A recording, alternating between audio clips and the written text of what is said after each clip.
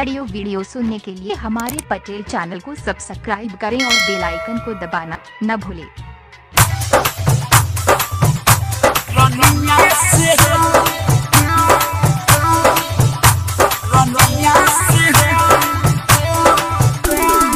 DJ Dilip छोरैया Sitamarhi.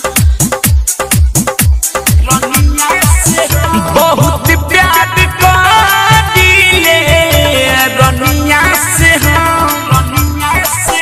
बहुत प्यार दिले कजली से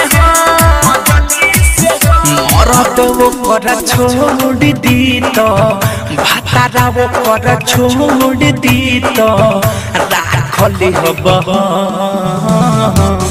बहुत प्यार दिले रनिया से बहुत प्यार दिले सुबनिया से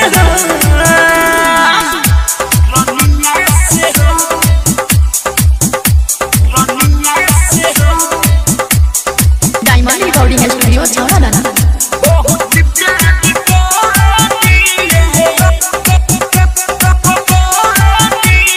डीजे दिलीप छोरैया सीतामढ़ी।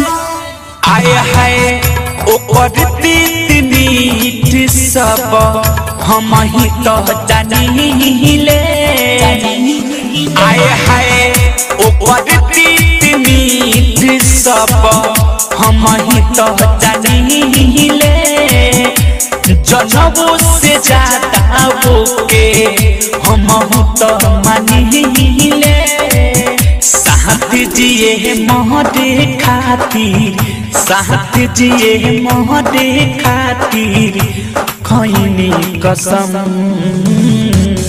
बहुत प्यार दिले रनिया से बहुत प्यार दिले सुबनिया से